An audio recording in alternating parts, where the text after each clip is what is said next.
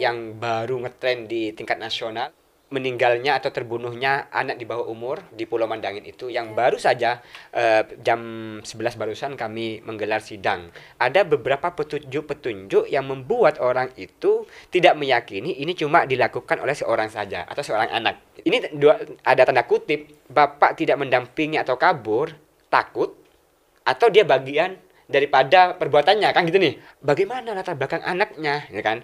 Barusan sempat ditanyakan juga di persidangan, ya kan, oleh hakim, gimana Mas Lukman tahu nggak latar belakang anak? Termasuk kasus ini salah satu bagian kurang perhatian orang tua terhadap anaknya sampai mengakibatkan anaknya melakukan suatu tindak pidana yang menurut kami sangat keji dan sangat tidak pantas gitu dilakukan. Nah,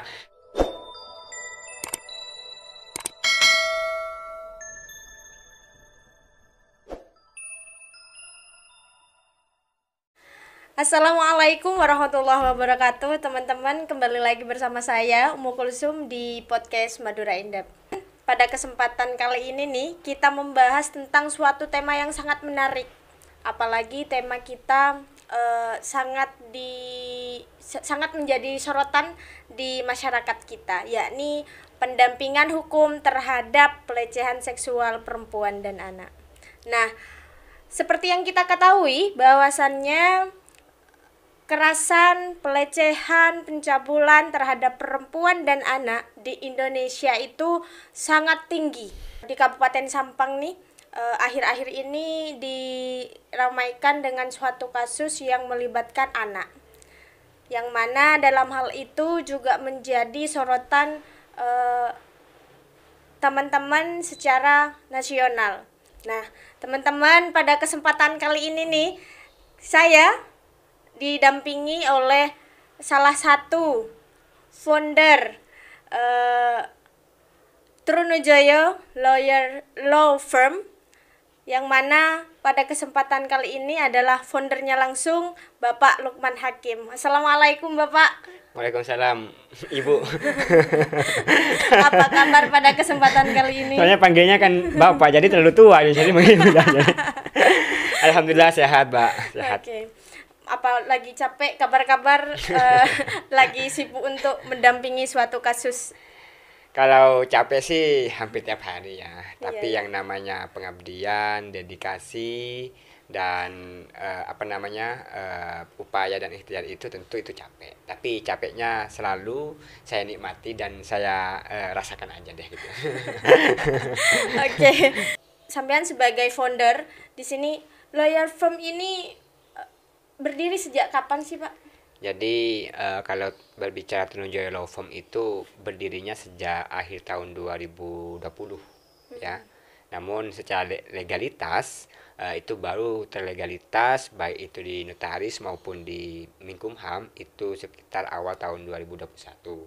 Meskipun sejatinya pengacara ini kan melekat pada pribadi, profesi pribadi. Tidak ada kantor pun atas nama pribadinya pun juga bisa, tetapi karena kami punya target besar ke depan dan kebetulan juga di Sampang ini kan hampir di beberapa tempat kan seperti yang baru-baru kali ini kan ada Taman Trunojoyo, ada Pendopo Trunojoyo. Jadi mumpung ada kantor hukum yang namanya Trunojoyo, jadi saya dengan cara ikhtiar dan istihor dan bersama teman-teman kami, partner kami dengan nama Trunojoyo Law Firm begitu, Pak. Kata orang Madura itu kantor hukum Trunojoyo begitu. Tapi kata orang Jawa Trunojoyo Law Firm gitu. Nah, di partner kami itu di Trunojoyo Law Firm itu sekitar kurang lebih 8 orang lah.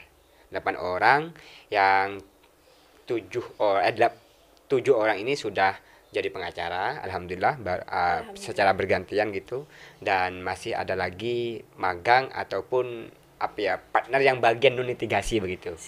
Berarti ini sebagai forum bagaimana pemuda-pemuda yang basicnya di hukum benar-benar ada di hukum gitu Pak ya. Kalau di Trunojoyo Law Firm memang kita fokuskan khusus teman-teman yang sudah dan mau diangkat sebagai pengacara. Tetapi bagi teman-teman yang sifatnya mahasiswa atau masih menjalani proses S1 atau sudah S1 tapi belum menempuh pendidikan pengacara, kami ada lagi namanya lembaga yaitu Diksi Hukum. Di situ khusus teman-teman anak muda yang masih kuliah atau baru kuliah tapi belum mampu menjadi pengacara sambil belajar, kita ada wadah anaknya Trunojoyo itu namanya Diksi Hukum. Di situ juga tempatnya teman-teman diskusi, juga teman-teman ngadain diskusi kecilan atau membuat edukasi di media sosial gitu Pak.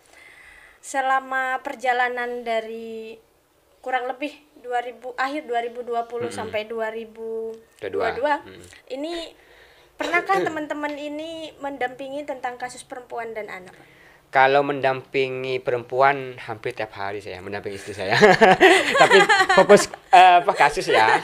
Jadi variasi, Pak. Namanya pengacara ini tidak selalu harus mendampingi pelaku, tapi juga kadang kita mendampingi korban. Begitupun hampir tidak ada pengacara itu hanya concern kepada mendampingi korban, tapi juga kadang mendampingi si pelaku. Nah, sejak tahun 2020 sampai hari ini 2022 dan bahkan sebelum saya ke sini baru mendampingi korban begitu, korban kekerasan atau korban anak. Nah, itu sangat kalau dipresentasikan lumayan lah, Mbak ya. Baik dari segi anak sebagai korban, baik itu korban pelecehan seksual, korban kekerasan secara fisik, maupun anak sebagai pelaku tindak pidana atau yang disebut dengan ABH, anak berhadapan dengan hukum.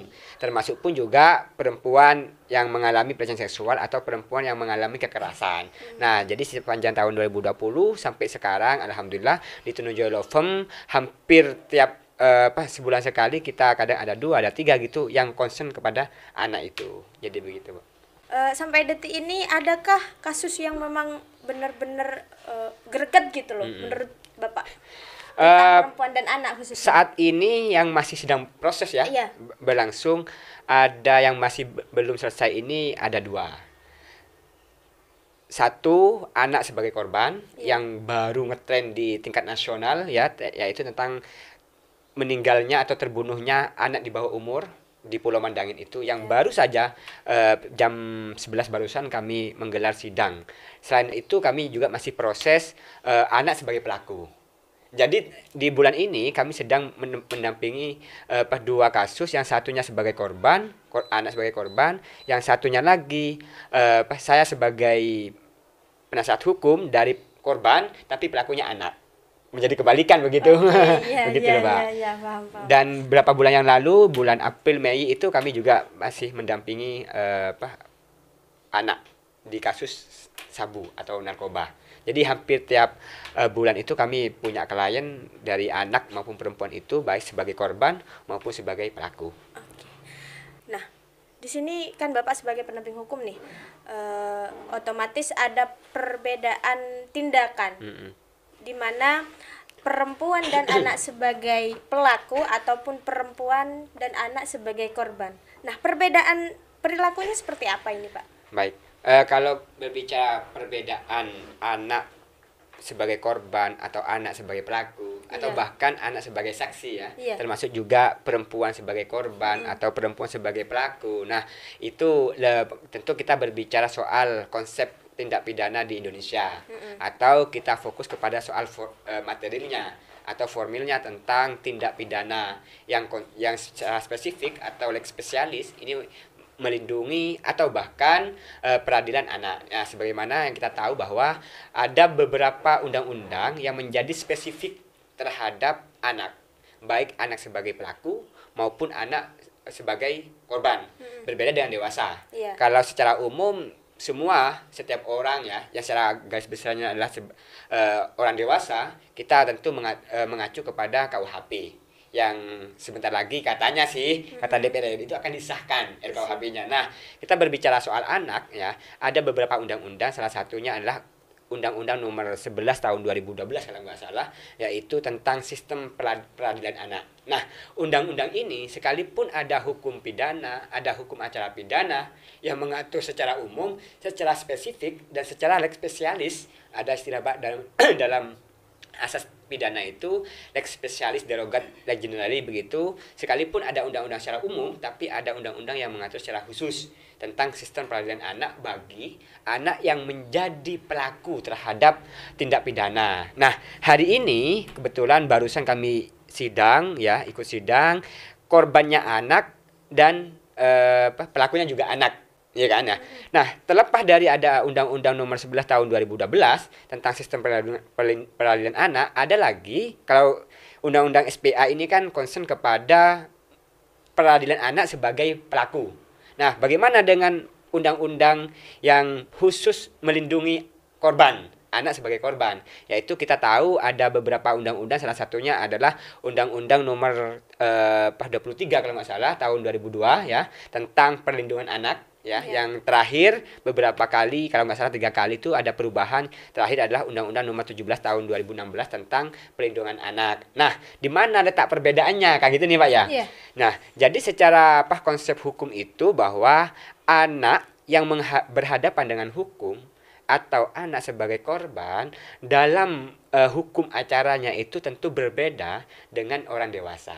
Kita ambil contoh nih, misalkan kita ambil sampel hari ini. Ada korban anak yang betulan kami sebagai keluarga bagian dari keluarga korban dan juga sekaligus pelaku dari anak. Nah, berarti ini sama-sama kita pakai begitu kan. Nah, yang anak sebagai pelaku ini berbeda dengan dewasa. Contoh nih, Mbak Uum sekarang melakukan pembunuhan atau pencurian. Misalkan pembunuhan. Kalau pembunuhan misalkan kena pasal 30 misalkan atau pasal 338 misalkan.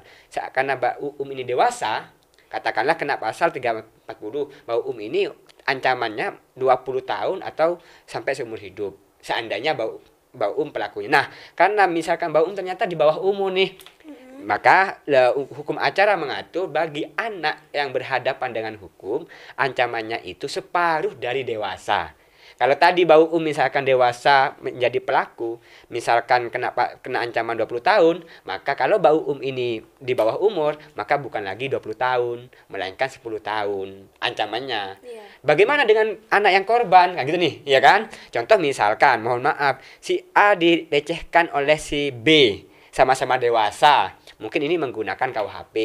Ambil contoh misalkan pasal 285 misalkan nih, ancamannya misalkan anggaplah 7 tahun misalkan. Bisa jadi saya belum proses tapi kurang lebih begitu. Nah, berbeda dengan anak menjadi korban pelecehan seksual. Ini kita mengacu kepada Undang-Undang Perlindungan Anak. Tadi yang saya sebutkan itu Undang-Undang Nomor 17 Tahun 2016. Kalau dewasa itu cuma 7 tahun, 9 tahun misalkan, kalau korbannya anak, maka itu bisa 15 tahun. Nah, jadi begitu, Pak. Jadi yang membedakan itu bukan kalau anak di spesialis bukan.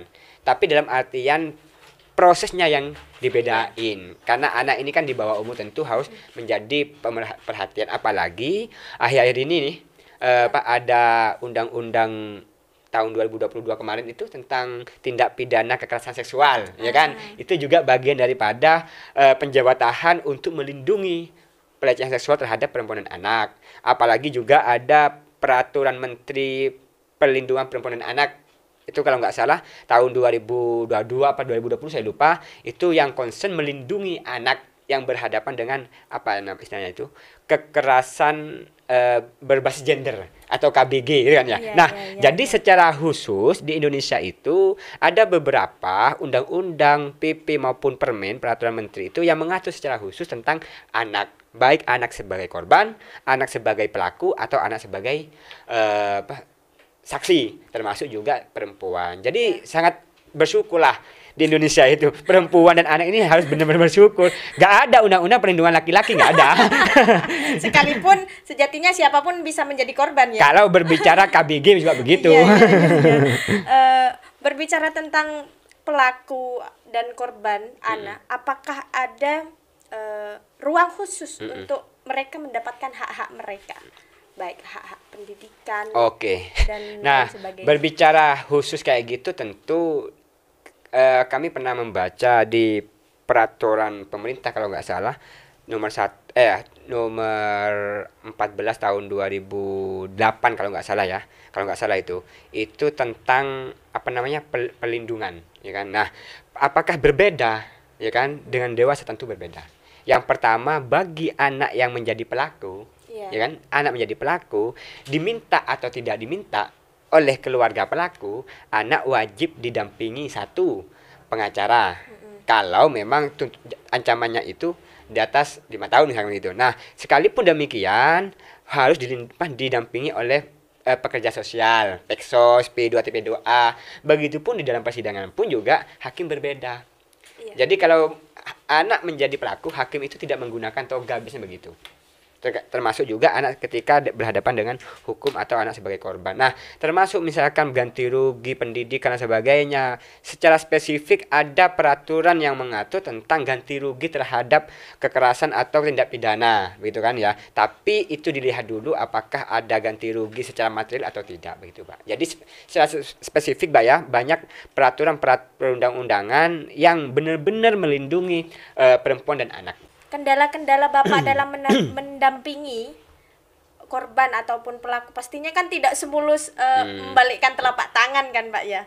Khususnya tentang kasus yang kemarin booming menjadi kasus nasional. Oke. Nah, apa aja rintangan Bapak sebagai pengacara dalam mengawal suatu kasus? Oke, jadi berbicara hambatan, rintangan, hampir semua pekerjaan itu mesti ada positif dan negatif. Iya. Mesti ada sukses dan tidaknya, atau rintangan tadi itu misalkan ya.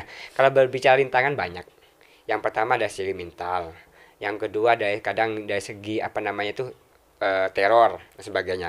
Kita fokus misalkan nih ambil kasus yang Mandangin. Iya. Apakah ada rintangan atau hambatan yang menurut saya ini menjadi penghambat gitu nih kan. Iya. Nah, berbicara fokus kasus Mandangin yang hari ini baru digelar sidang dan baru terjadi di tanggal 10 bulan Juli kemarin, itu tentu ada beberapa hambatan. Kenapa saya katakan hambatan? Tentunya gini Pak ya, tidak ada hambatan yang tidak dapat diselesaikan kan gitu nih. Iya, iya. Tinggal bagaimana Setuju, kekreatifan setuju. seorang pengacara gitu nih ya. Iya, iya. Nah, tetapi bagi saya hambatan pasti ada. Tapi apapun hambatannya pasti kita mencari solusi. Iya, iya. Beberapa alternatif plan-plan yang kita lakukan, kalau nggak bisa plan A ya udah plan B kan gitu nih. Nah, Iya, iya, satu contoh misalkan kasus ini Mandangin yang memakan korban anak dan pelakunya juga anak. Di dalam peristiwa dan fakta ini termasuk saya pribadi dan juga keluarga korban maupun dari warga sekitar semuanya tidak percaya kalau ini adalah pelakunya satu. Nah gitu nih ya, Iya. pelakunya satu. Kenapa? Ada beberapa petunjuk-petunjuk yang membuat orang itu tidak meyakini ini cuma dilakukan oleh seorang saja atau seorang anak, gitu kan. Tetapi hal seperti itu kita terima, saya terima sebagai pengacara gitu kan. Tetapi semua kita lalui. Kita minta terobosan, minta memanggil si A, memanggil si ini, terus meminta ini diambil sebagai bukti dan sebagainya untuk menjadi terang benderangnya. Jadi kalau berbicara penegakan hukum gitu Pak ya di Indonesia, di Sampang misalkan, seorang pengacara ini kan prinsipnya satu. Bagaimana menegakkan keadilan gitu kan Iya, satu. iya. Nah, untuk menegakkan keadilan salah satu yang menjadi konkret adalah buktinya harus jelas. Nah, kalau saya mengutip bahasanya Prof. Edi itu, ahli pidana itu menyatakan bahwa di dalam konteks pidana itu, bukti harus lebih terang dari cahaya. Nah, kemarin ini kan banyak simpang siur informasi nih, Iya. soal Mandangin. Nggak mungkin sendirian. Tapi setelah dilakukan rekonstruksi oleh kepolisian, oleh penyidik, kegamangan atau kecurigaan dan ketuduhan dan sebagainya itu menjadi terjawab setelah dilakukan rekonstruksi. Sehingga hambatan itu bagi saya saat ini bukan apa, tetapi saya minta kemarin itu ke kepolisian dan bahkan kejaksaan, termasuk hari ini barusan ke pengadilan saya minta untuk dilakukan pemanggilan terhadap si bapak. Karena sampai ini si pelaku itu tidak dampingi oleh keluarganya. Begitu. Nah, apakah kemana bapaknya gitu kan ya? Iya. Ini ada tanda kutip, bapak tidak mendampingi atau kabur, takut, atau dia bagian daripada perbuatannya kan gitu nih. Nah, seandainya pelaku ini adalah dewasa, mungkin kami tidak mau segera-segera disidangkan. Kan gitu nih. Iya. Tapi harus dipanggil dulu bapaknya. Kan gitu nih. Betul. Sampai dia hadir. Nah, ini yang menjadi hambatan kami. Tapi kami harus tahu bahwa kalau menunggu bapaknya itu, maka proses ini akan larut-larut dan akhirnya ada klausul yang menyatakan di dalam salah satu hukum acara itu, kalau sampai kepolisian menahan anak lebih dari 15 hari atau 15 hari lebih, maka secara hukum harus dibebaskan, harus dikeluarkan. Nah, sementara batasnya cuma 15 hari. Jadi kami tetap memproses dan meminta untuk segera diproses, sekalipun dugaan-dugaan ada oknum tertentu yang kita curigai, misalkan bapak misalnya gitu nih, hal ini tetap kita lakukan. Ini bagi hambatan kami. Kenapa? Undang-undangnya mengaturnya begitu gitu kan. Seandainya undang-undang tidak mengatur, kami tidak mau segera disidangkan karena masih ada oknum tertentu yang kami khawatirkan begitu nih. Begitu. Jadi begitu, Pak. Berbicara tentang teror nih ya, Hmm. teror. Apakah pernah merasakan teror sampai ekstrim banget, bapak akan saya bunuh dan lain sebagainya lah, berbicara Madura ini loh ya. Kalau seperti itu sebenarnya sih ya bukan dalam rangka menghiperkan begitu ya. Iya, iya. Jadi seorang pengacara itu sebenarnya dari awal dia itu mau ikut pendidikan, ikut ujian dan disumpah, semuanya harus siap. Iya. Siap dalam artian siap secara batin dan siap secara dohir. Termasuk apakah pernah. Tetapi bagi kami itu kita kembali sepanjang kita ini menegakkan keadilan dan kita benar-benar lurus menegakkan keadilan, apapun konsekuensinya, ini bagian daripada konsekuensi kami. Apakah ada ancaman? Tentu ada. Teror pun juga ada. Serang batin pun juga ada gitu. Dan itu bagi kami bukan berarti kami sok gitu kan. Tapi udahlah bismillah. Semuanya Iya. semuanya kembali ke Allah begitu. Nah, berbicara tentang kasus yang kemarin Mm-mm. lagi viral. Nah, ngomong-ngomong kan kata Bapak tadi baru saja selesai sidang. Nih, Betul. hasil sidang yang tadi seperti apa? Ini sengaja saya di ini ya apa namanya ya kayak disadap.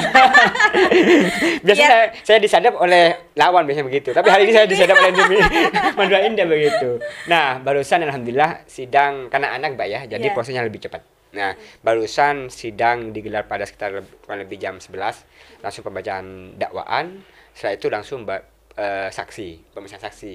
Alhamdulillah barusan saksi berjalan dengan lancar prosesnya dan minggu depan hari Senin insya Allah akan digelar kembali sidang untuk berikutnya dengan saksi tambahan. Karena bukan tambahan, saksi yang hari ini tidak bisa hadir. Gitu. Nanti baru beberapa hari kemudian agenda tuntutan. Nah, untuk hari ini sidangnya alhamdulillah berjalan dengan lancar dan kami mewakili dari pihak keluarga korban telah meminta banyak kepada pengadilan, kepada kejaksaan untuk benar-benar menegakkan keadilan atas konteks korban ini. Karena kebetulan korban ini cucu. Jadi saya minta benar-benar sesuai dengan prinsip-prinsip hukum, yaitu keadilan harus ditegakkan begitu. Tentu sesuai dengan permintaannya keluarga korban. Kata orang Madura, kalau kita boleh minjem kan, beres nyabeh. Tapi karena saya berikan saran, tidak usah ngomong kayak itu, semuanya kembali pasrahkan kepada hakim. Biar hakim atau aparat penegak hukum lah yang menentukan berapa yang pantas dan layak untuk menjadi sanksi kepada si pelaku ini. Gitu, Pak. Iya. Ini kan pelakunya anak, Pak ya. Betul. Korbannya juga anak. Otomatis nggak mungkin dong ini terjadi tidak ada imbas dari suatu suatu permasalahan. Otomatis pastinya anak-anak yang seperti itu pasti merasakan kurangnya kasih sayang, betul. kurangnya kedekatan dengan orang tua. Betul. Nah, kira-kira ada hal yang Melatar belakangnya gitu ya. Iya, melatar belakangi ini pelaku sampai melakukan hal yang seperti Oke. itu. Jadi tadi pelakunya anak, korbannya juga anak. Saya pun juga anak kok, Mas Man. Kalau kamu sama nenek saya, Iya, kakek iya, saya, iya. kamu masih anak-anak. Iya, betul saya masih unyu-unyu gitu. Iya, Nah, Pak, iya, Pak. kebetulan selain dari saya benar-benar mendampingi dan juga menjadi pelapor pada konteks kasus Mandangin ini, saya kan asli Mandangin nih gitu kan. Iya. Jadi sedikit banyak saya tahu nih, sekalipun bukan berdasarkan hasil riset. Iya. Ya, hasil observasi dan kehidupan sosial seperti apa kondisi di Mandangin. Saya tidak menggarisbesari bahwa di Mandangin sosialnya jelek, tidak. Iya. Tetapi ini semuanya hampir ya, semua daerah ini ada sisi negatif dan positif. Betul. Kita ambil contoh misalnya di Mandangin. Bagaimana kondisi di Mandangin kok sampai pelakunya anak, korbannya pun juga anak gitu nih. Nah, berarti ada yang perlu dievaluasi. Yang pertama dalam tanda kutip misalkan siapa yang dievaluasi? Ya semua. ya pemerintahannya juga, pemerintahan desanya juga dievaluasi, terus lembaga pendidikan juga perlu dievaluasi, juga termasuk orang tua, termasuk tokoh-tokoh saling meramut dan menjaga. Kondisi sosial di Mandangin ini kan kalau dipresentasikan lumayan nih kan. Bukan merah tapi hampir mungkin begitu nih. Karena Iya. ini berbicara karakter. Kenapa aku sampai terjadi ini kan? Kadang begini loh, Mbak. Orang di Mandangin itu kadang terhadap anak ya, anak itu terlalu diagung-agungkan. Kadang terhadap anaknya sendiri tidak pernah disalahi, tapi anaknya orang selalu disalahi. Kurang lebih begitu nih, sebagian tertentu. Iya, Nah, iya. termasuk Tetangga lebih menarik betul, berarti ya. termasuk termasuk si pelaku ini, kalau secara kasat mata kami tidak tahu ya, Iya. karena kami kebetulan tidak tinggal di Mandangin untuk berapa tahun ini. Namun kami kan setiap memiliki pendampingan hukum, kami tidak hanya satu arah menerima informasi dari klien misalnya begitu, tapi kami selalu mencari informasi dari luar untuk mengkomparasikan, mencari kebenaran itu. Nah, saya mencari informasi beberapa hari yang lalu itu termasuk kasus ini, ternyata ada apa ya, kenakalan yang saat ini bukan dilakukan ya, apa menjadi kebiasaan si pelaku ini begitu. Yang kedua adalah termasuk rasa-rasanya dalam tanda kutip itu keluarganya ini kayaknya broken home. Karena kenapa? Karena taunya ngakunya si korban ini, si pelaku ini, bapaknya sekarang tidak tinggal dengan ibunya, tapi tinggal dengan ibu tiri. Jadi secara kesimpulan, iya, oh iya, berarti iya, ibunya iya. dia tidak ada. Entah wallahu a'lam, apakah meninggal atau cerai dan sebagainya. Yang jelas hari ini si pelaku ini selama ini tinggal dengan bapak dan ibu tiri. Begitu. Latar belakang si pelaku menurut Mas Lukman, Pak Lukman yang Bapak ketahui ini seperti apa? Jadi begini ya, berbicara latar belakang. Jadi mohon maaf, di dalam Undang-Undang Advokat itu 2003 itu diatur. Seorang pengacara itu harus benar-benar merapikan dan menyembunyikan informasi yang miliknya si klien. Karena kebetulan hari ini saya kan ada di posisi korban. Nah, apalagi ada di posisi pelaku gitu kan ya. Iya, Nah, iya, iya. sehingga secara hukum, secara konteks hukum Undang-Undang Advokat dan termasuk etik itu diatur bahwa seorang pengacara tidak boleh memberikan informasi kepada orang lain selain klien perihal kronologis atau informasi-informasi yang berhubung. Apalagi ini berbicara apakah si pelaku ini broken home. Kami sampaikan tadi berbicara kronologis bahwa si pelaku ini tinggal dengan bapak dan ibu tiri, ya kan? Dengan begitu indikasinya berarti bapaknya nikah lagi. Kemana ibunya dia? Kami tidak nanya, Pak, karena itu bukan wilayah saya kan begitu. Iya, Ini iya, itu iya, yang iya, pertama. iya, Tapi secara umum dapat disimpulkan ini, tapi saya tidak boleh menyebutkan, Siap. tidak boleh mengklaim. Bisa jadi meninggal dong, semoga aja tidak. Ya kan? Bisa jadi mohon maaf broken home, cerai dan sebagainya. Kami tidak bisa menjustis karena kami diatur di dalam Undang-Undang Advokat atau kode etik itu ya, Pak. Yang kedua adalah bagaimana latar belakang anaknya, ya kan? Barusan sempat ditanyakan juga di persidangan, ya kan, oleh hakim, gimana Mas Lukman, tahu nggak latar belakang anak? Lagi-lagi kami tidak tinggal di Mandangin, sehingga informasi yang kami terima itu bagi kami tidak perlu disampaikan di hadapan hukum, karena hanya informasi yang tidak bisa saya jadikan sebagai persaksian saya begitu loh, Pak. Jadi persoalan anak ini broken home kemungkinan iya. Apakah broken home-nya karena ABC misalkan, itu kita tidak bisa memberikan informasi gitu loh, Pak. Sekalipun karena apalagi nih, Pak ya. Misalkan nih ternyata cerai misalkan, berbicara cerai di telinga orang Madura ini kan tabu. Iya. Ya kan? Apalagi siapa pelakunya? Dia. Oh, berarti ibunya dia cerai, Bu. Ini nggak bisa. Makanya kami tidak bisa menjustis dan tidak bisa memberikan informasi yang real apakah keluarga pelaku ini broken home-nya karena cerai atau meninggal atau poligami misalkan, kami tidak bisa memberikan kesimpulan itu, Pak. Jadi begitu. Nah, namun yang paling pokok, Pak ya, siapapun ya, kita benar-benar harus menjaga ya. Ya termasuk Mbak lah. Iya. Menjaga kalau perlu Mbak harus punya apa namanya itu Harus menjadi bela pendekar diri ya, berarti ya. begitu. Kenapa? Khawatir ada jalan begitu kan. Nah, kan tidak jarang kan Iya, perempuan iya. itu juga ada terjadi hal yang tidak diinginkan, apalagi seorang anak misalnya begitu. Nah, makanya orang tua itu terhadap perubahan anak, baik perubahan atau perkembangan dari segi geraknya maupun dari segi apa namanya itu cara ngomongnya misalkan atau kebiasaannya, itu perlu dievaluasi. Iya. Khawatir terjadi hal yang negatif gitu, Pak.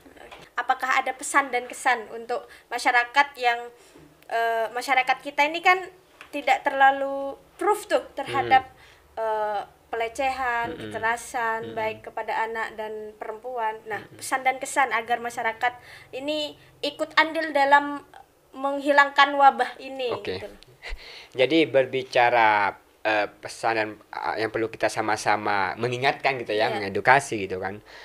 Sebenarnya banyak lah ya. Salah satunya kadang gini loh, Mbak. Orang Madura itu anak ini selalu diagung-agungkan. Contoh nih misalkan anak di luar nakal, tapi di rumahnya enggak. Ibunya itu seakan-akan bahwa anak saya nggak pernah keluar gitu kan. Ini lebay Iya, kan ya. iya. Atau misalkan terindikasi anaknya menggunakan obat-obatan terlarang, misalkan nih anaknya diagung-agungkan. Padahal secara undang-undang maupun secara prinsip kekeluargaan ya kan, Iya. anak benar-benar harus dilindungi dan dijaga. Kalau memang di sekolahnya yang memang tugas dan perannya guru, di luar sekolah itu seutuhnya peran dan tanggung jawab orang tua. Nah, termasuk kasus ini salah satu bagian kurang perhatian orang tua terhadap anaknya sampai mengakibatkan anaknya melakukan suatu tindak pidana yang menurut kami sangat keji dan sangat tidak pantas gitu Iya. dilakukan. Nah, apa yang harus disampaikan? Pertama adalah kita nih, saya pun juga sudah dewasa kan, dan sudah punya anak, beda dengan Pak Uung ini kan. Iya. Jadi saya termasuk saya sendiri juga termasuk pada rekan-rekan teman-teman keluarga dan semua warga Sampang umumnya gitu kan, kita saling menjaga anak. Yang pertama, berilah aturan untuk anak baik itu keluar waktu malam maupun bermain dengan temannya, gitu kan? Karena sekarang apalagi hari ini dunia global, itu kan kenakalan remaja semakin meningkat, juga penyebar luasan atau penyalahgunaan narkoba semakin meninggi, sehingga harus benar-benar hati-hati. Kalau perlu anak tidak pulang sejam ditelepon, karena sekarang kan banyak itu. Iya. Yang berikutnya adalah gerak-gerik perubahan anak. Ini Pak ya, Iya. baik sebab nanti anak ini nakal atau tidak, itu harus benar-benar dipantau. Oh, anak saya biasanya jam segini pulang, kenapa nggak pulang? Nah, itu harus diinterogasi oleh orang tua. Iya. Artinya Lebih hati-hati betul, berarti ya. sedia payung sebelum Hujan. hujan. Jadi jangan nunggu anaknya menjadi pelaku atau jadi korban lalu dia bertindak. Iya. Tapi lebih baik kalau bisa kita mengantisipasi, kenapa kita harus menyembuhkan setelah terjadi kan begitu. Perbincangan ini cukup sampai di sini ya Mas Lukman ya. Boleh tambah, tapi nanti dulu lah, kapan-kapan Iya, lagi. iya. Mungkin kapan-kapan kita dapat bertemu lagi di podcast Madura Indep yang tentunya dengan tema yang lebih luar biasa ya Mas Lebih ya. menarik dan tentunya mengedukasi gitu ya. Siap. Nah, teman-teman, siapapun, kapanpun, dan dimanapun, kita itu akan berkesempatan menjadi korban ataupun menjadi pelaku. Nah, dalam hal ini kita harus lebih berhati-hati dalam bertindak, bersikap, dan berbicara. Sekian dari saya. Assalamualaikum warahmatullahi wabarakatuh. Salam.